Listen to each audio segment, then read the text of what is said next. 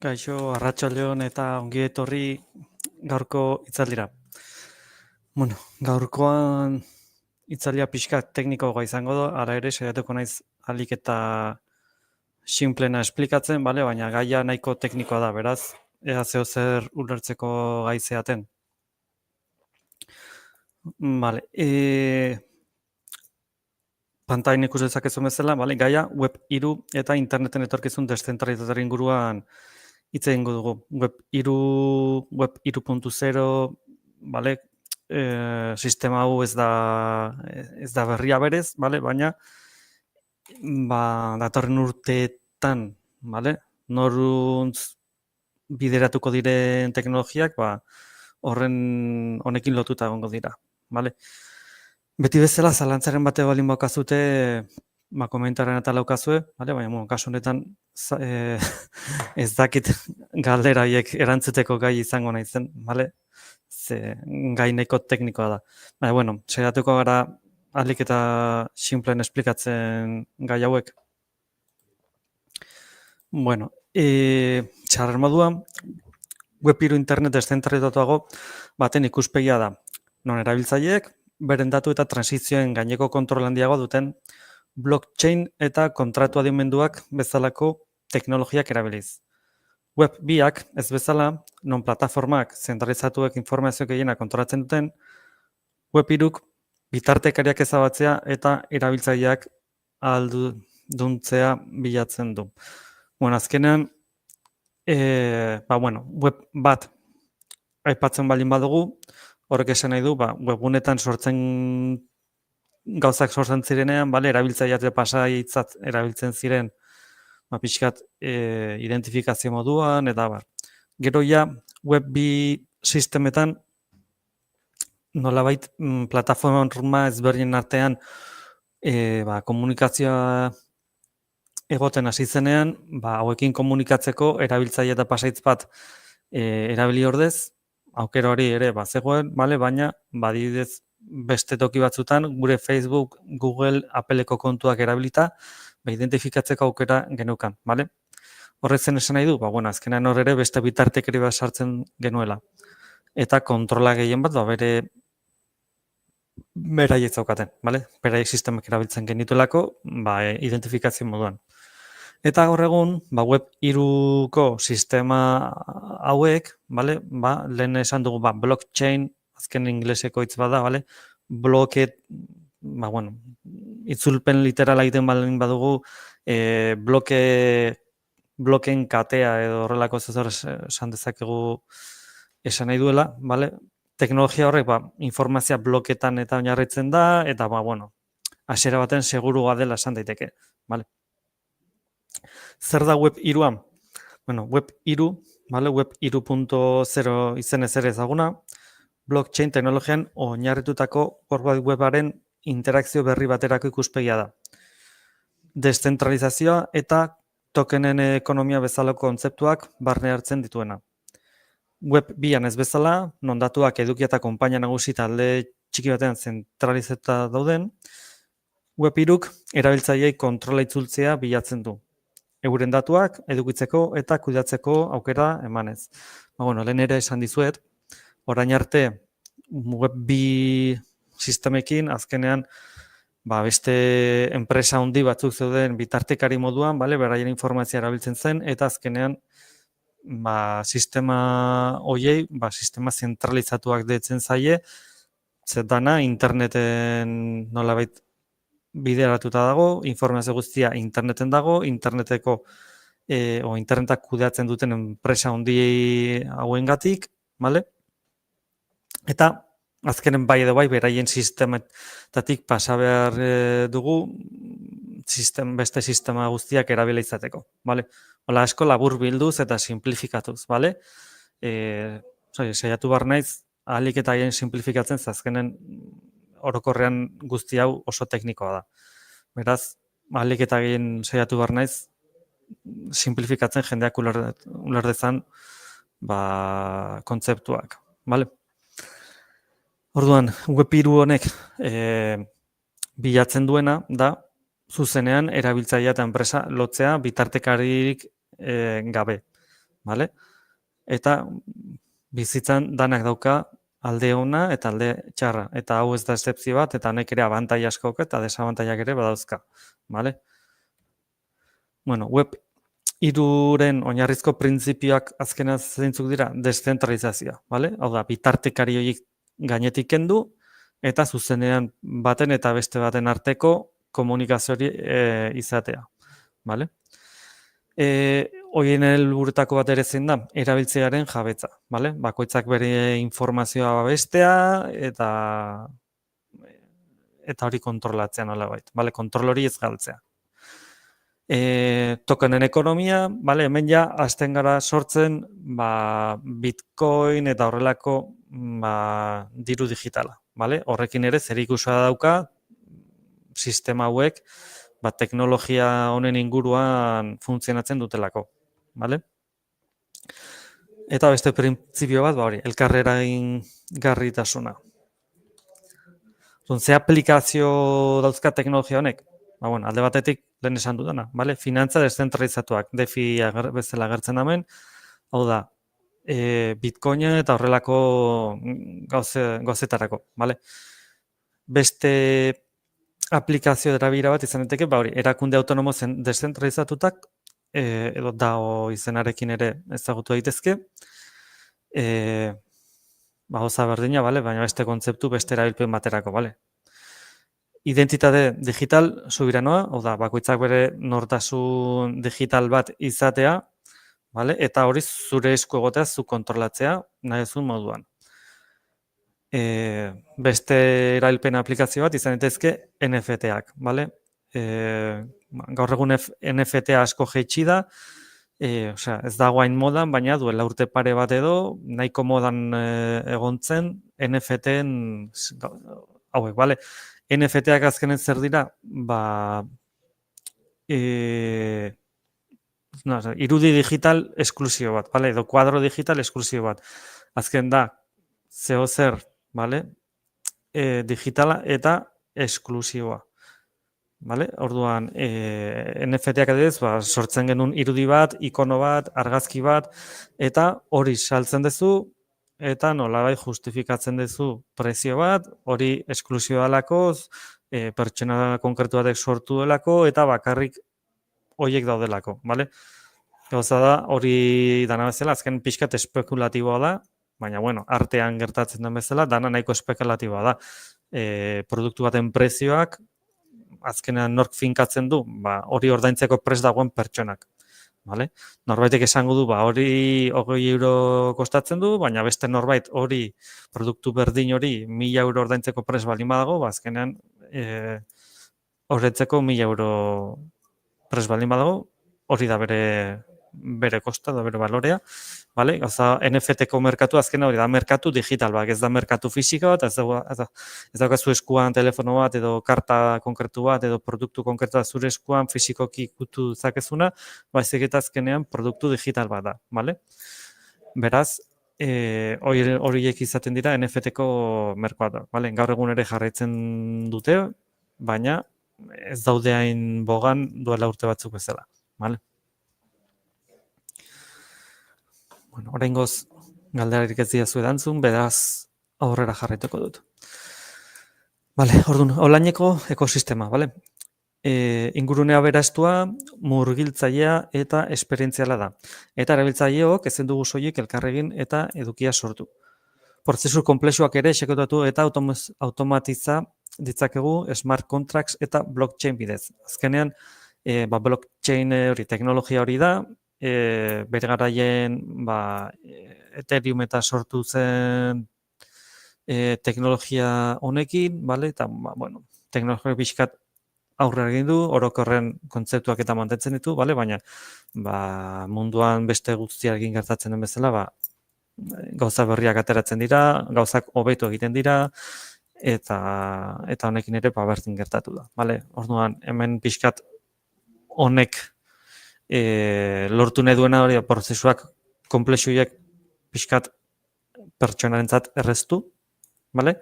Smart contracts, hitzak ja berak esaten dugu, vale? Inglesezeko itzulpena egiten baldin badugu, kontratuak, vale? Kontratos inteligentes edo daitu nahi zuen bezala, bala, nolabait, hemen teknologian saiatzen ari dena bitartekari guzti gainetik kendu. Vale? Gauza gaur egun guztia kontrolatzeko ez dago araurik, eta hori da pixkat arazetako bat. Vale? Ze azken regulaziorik ez balin badago, bakoitzak nahi duen egin daiteke, sistema hau erabilita, eta gero hor iruzurrak eta egon daitezke, eta denetik. Vale? Beraz, araudi bat behar bezala sortzea komeni da, eta sistema hauek erabili barruten pertsona guztiak, sistema nola funtzionatu, nola erabili behar den, ulertu behar du, gero arazorik ez izateko, bale? Eta denon artean, sistema edo teknologia honen erabilpen egoki bat egiteko, bale? Baina hori, gaur egun oraindik ez dago, bale? Ez da posible, gauzak poliki doaz, eta espero duguna da urteekin, denborarekin, guzti hau konpontzea. Vale? Baina oraingoz, ez daude gauzak hain argi.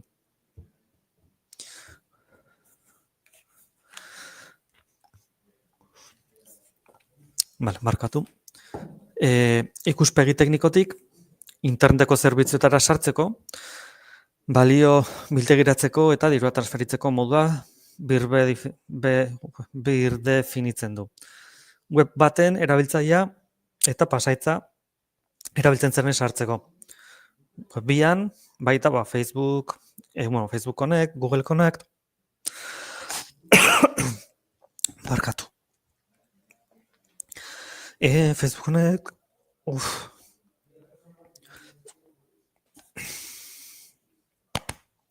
barkatu. Bale, mentxe. Facebook Connect, Google Connect eta antzekoak erabiltzen ziren, lehen aipatu dut, egunetan eta registratzeko, izena emateko, horrelako sistemak erabiltzen genituen, web biko sistemak erabilita. Kasu honetan, web 3 webunean, MetaMask bezalako diruzorro deszentralizatu bat lotuz sartzen da, eta karterak zer informazio eta kredentzial dituen, eta beraz, zer erabiltzaile bat konektatzen, den plataformarekin zer datu komunikatzen diren erabakitzen da. Bale, azkenen, hemen esaten du diruzorro bat, bale, azkenen, sistema honekin, artxibo bat da, hola, esan dezakegu, artxibo hortan informazio konkretu bat gordetzen da, adibidez, Bitcoineko eta sistemetan, ze jartzen da, zenbat diru bakoitzak, zenbat diru lortu duen bakoitzak, ze monedatan, bale, ze pertsonantzat, informazioa gordetzen da besterik gabe, bale? Eta informazio horrekin, gero komunikatzeko oraian, diruzor hortan daukazun informazio guzti horrekin, ze informazio komunikatu nahi dugun, aukeratuko dugu, bale? Ez daukagu, bertan dagoen informazio guztiak komunikatu beharrik, bale? Baizik eta guk nahi dugun zati hori, beste guztiri, ez daukagu komunikatu beharrik, bale?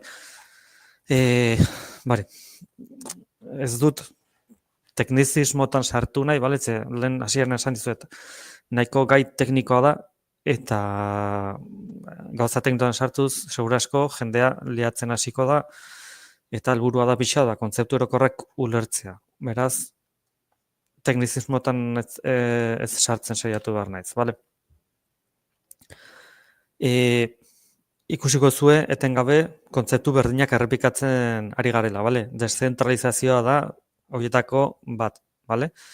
Internet deszentralizatuagoa, bale? Azken hori, lehen esan dugu, gaur egun, orain arte bentsat sistema gehienak zentralizatuak direla, hau da, enpresa bat oinarri bezala bitartekari erabilita, sistemak horietan oinarrituta erabiltzen genituen, bale? Eta web 3ko sistema hauek bilatzen dutena da, zentralizazio hori desagertzea eta zuzenen zerbitzu bat eta besten arteko konexioa izatea, bale? Bitartekaririk gabe. Bale, hemen dagoen irakurriko zet. Webaren zentralizazioari horregin nahi dio, biktekeko enpresa gutxi batzuetan. Deszentralizazioarentzat, edukien sorkuntzarentzat eta jabetza digitalarentzat erabiltzaileen esku, bale? Nolabait, erabiltzaileari kontrola nahi diote, bale? Baina lehen ere esan dizuet, kontrol hori behar bezala nolabait esekutatzeko, bale? Gauzak behar bezala egiteko, ezagupen minimo bat behar ditugu, segurtasuna eta bermatzeko, informazioarekin zer gertatzen den jakiteko, eta abar. Batzuentzat, web deszentralizatu hau internetek bere jatorrian eskaini nahi zuena da. Pertsonak saren informazioa eta ezagutza sortu, partekatu eta edukitzera alduntzea bilatuz. Vale? Gaur egun, azkenean interneten dan nahiko kontrolatuta dago, zergatik bitartekari asko delako, eta informazioa azkenean toki askotatik pasatzen delako, eta bakoitzak informazio hori nolabait analizatu dezake, eta bar. Vale? Web 3ak lortu nahi duena da, pixkat bitartekari guztiek kendu, bakoitzak bere informazioa behar bezala kontrolatu alizateko. Vale? Gaur egun hori ez da aukera bat. Orokorrean hitz egin da, bale? Vale, blockchain funtsezkoa, bale? Blockchain edo lehen komentatu dugu, blokeen katea esan dezakegu, bale? Ze blockchain itzulpena eginda pixkat hori esan nahi du. Internet deszentralizatua eta segura izateko oinarria eskentzen du. Web 2ak ez bezala, non datuak zentralizatzen diren, web 3 blockchain du oinarri. Horrek, transakzioen eta datu biltegiratzen osotasuna, benetakotasuna eta gardentasuna hobetzen ditu. Vale? Azkenean hemen punto a punto dela esan dateke. Vale? Batetik bestera zuzenean informazioa bialtzen da, bitarterik ere ez dago, eta zentzu hortan, hemen esaten bezala, dana pixka simplifikatu egiten da eta kontrol gehiago daukagu prozesuan. Vale? Ez dakit noizbait entzun duzuen, Bitcoin eta horrelako gauzekin, vale? Azkenen diru zorro digital badukagu, diru zorrotan daukagu zenbat diru daukagun eta guzti hori, vale? Ze gertatzen da, diru zorro hori horretan sartzeko, klabe batzuk behar dira, klabe horiek galtzen baldin badira, zure diru zorroan daukazun informazioa ikusteko, ez daukazu aukerarik, vale? Segurtasun bat bermatzeko, pixkat guzti horretan oinarrita dago web 3ko sistema edo teknologia, vale? Token hitza gehienok agian ez duzu ezagutzen, vale? Baina diru digitaleko mundu honetan, Bitcoina, Ethereum, vale? Guzti honetan nahiko ezaguna da kontzeptu hori token hitza, vale? Ekonomia digitalean, kriptoaktiboak baliotsuak sortzea eta maneiatzea barne hartzen du. Txanpon virtualak, jabetza eskubideak, likidezia, segurtasuna, gaur egun ez toki guztietan, baina badakizue digitalki kriptodiru horrekin azkenean etxeak eros daitezke, gauza asko egin daitezke, Ze gertatzen da, jende gehienak ez daukala aukera hori, ez duelako ere ez dauka konturik, ez daki sistemak nola funtzionatzen duten, eta baina web 3ak pixkat bilatzen duena da, dana teknologia hori erabilita guzti hau dana binkulatzea, baina bitartekerik erabili gabe. Txanpon virtuala, jabetza eskubideak, likidezia eta segurtasuna. Erronka eta desabantaiak. Hau kontzeptuak dira pixkat ulertu barreko garrantzitsuenak nire ustez. Web 3 hartzeak hainbat erronka dakartza, eta asko jakin behar da ondo erabiltzeko. Konplexutasun teknikoa eta sarrera oztopoak, azkenean ezagupenak behar dira behar bezala gauzak erabiltzeko, nahiko teknikoa da dana, oraingoz, nolabait mundu honetan, teknologia honetan sartzea ez da erresa, ezagupenik ezokan pertsonarentzat, bale? Eskalagarritasun arazoak eta baliabideen kontsuma. Azkenean sistema honek funtzionatzen duen moduan, zerbitzariak behar dira, bale? Eta, zerbitzariak ordenagailuak behar dira, bale? Eta hauek sistemak erabiltzeko energia desiente konsumitzen dute, bale? Hori da hauetako oztopo bat. Geroz eta energia gehiago behar dugu, horrelako sistemak mantentzeko, baina sortzen dugun energi kopurua handitzen joaten da, baina demanda ere handigoa da, ez bakarrik sistema hongatik, azkenean gaur egun garai batean sukaldatzeko ez genuen elektrizitatea erabiltzen, beste sistema batzuk erabiltzen genituen, gaur sukaldatzeko, elektrizitatea kalefaziorako, elektrizitatea beste gauza askotarako, elektrizitatea. Geroz eta elektrizitate demanda handiago dauzkagu, alde guztitatik, vale? Naiz eta guk energia horren produkzioa handitu, ez dugu eskala berdinean handitzen, vale? Energiaren sorkuntzari, beraz, arazoak daude mundu mailan, esan nahi dut, vale? Beraz, hori da horrelako sistema daukaten arazotako bat, vale? Handiena esango nukenik.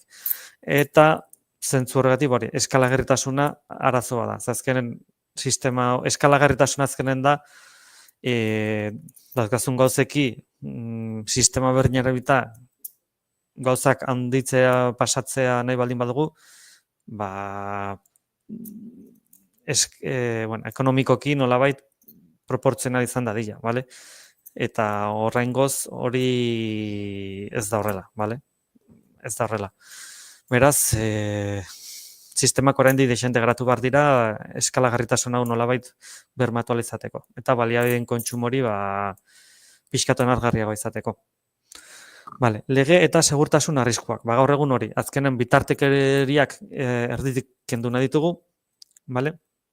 Baina kasu honetan ere sistemak nolabait lortzen duena da legeak gainetik kentzea, zergatik ez daudelako legeak guztiak kontrolatzen duenak, argi eta garbi adierazten dutenak zer egin daitekeen, zer ez, eta nolabait kontrola nolabait erabiltzaileei uzten dienez, tartean ez dago kontrolik. Beraz, pertsona guztien artean gertatzen dela kontrolatzeko aukerarik ez baldin badago, zer egin daiteke sistema honekin denetik. Gauza onak eta gauzak ez hain onak, bale? Beraz, hor ere badago beste utxune bat, nolabait, esan dezakegu, bale? Aztertzeko guzti hau. Labur bilduz, web 3 bilakera esanguratxoa adierazten du internet ulertzeko eta erabiltzeko munduan, bale? Hasieran esan dizue teknologia berria ja duela urte desente dauzkagula kriptotxamponak eta horrelako gauzak, bale? Eta guzti hori teknologia honetan oinarrituta dago.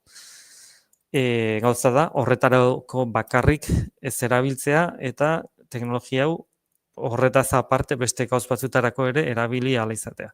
Vale, hori izan behar da, urrengo urtetako helburua. Nahiz eta gaur egun gauz horietan ja lan egiten dauden enpresa asko, vale? Oraindik ez dago guztiz estandarizatuta, ez daude arauak, ez dago estandarrik nolabait danak nolabait pauta berdina jarraitzeko, eta vale, beraz, denbora beharra dauka teknologiak behar bezala garatu ahal izateko.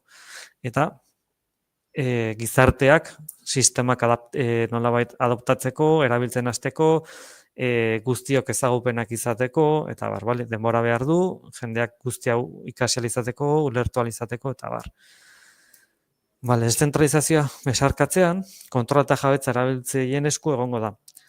Egongo den sare bat eraiki nahi da. Ekosistema digitalean berrikuntza eta ekitate handiagoa sustatuz. Hau gauz bat teoria izango da eta beste bat praktika izango da.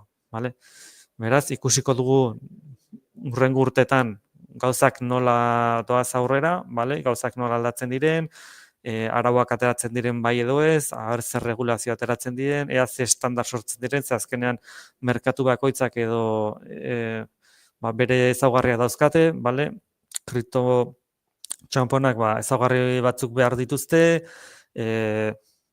identitate digitalak beste ezaugarri batzuk beharko dituzte, eta estandar batzuk sortu beharko dira, denok nolabait pauta edo estandar horiek jarraitu eta jarraitzeko, eta horrek ahalbidetuko du pixka sistemak mundu guztira iristea, vale? Pertsona guztietara iristea. Zeren jendeak jendea sistemak erabiltza derrigortzen baldin badiegu, ez zer ulertu gabe eta ez zer jakin gabe, horrek arrisku asko ekar ditzake. Beraz, ikusiko hurrengo urteetan gauzak nola doazen aurrera. Bueno, mila esker gaurkoan hemen egotagatik, ikusten duan ez zalantzarik ez dakazute, ez zue zer planteatu. Esan dizuet, saiatu naiz gauzak ahalik eta gehien simplifikatzen, kontzeptuak orokorrak argi esplikatzen, eta ez gauza teknikoetan sartzen, ze azkenean gauza teknikoetarako hortarako badaude beste toki batzuk, bale? Badakizue astero lan berri bat, gai berri bat lantzen dugula hitzaldi hauetan, bale? Kasu honetan, web 3ko gai autokatu zaigu, bale? Urrengoa gaiak kazateguneko egunean izango dituzte zalantzarik badokazute, bale? Eta bertan kontsultatu ezakezu zeintzuk izango diren urrengo gaiak, bai hilabetentakoak eta urrengoak, bale? Bai azaro aldera datozenak ere bai, ateratzen joan gira poliki-poliki, bale? Bueno, mila esker gaurkoan hemen egotagatik, eta urrengora arte. Agur!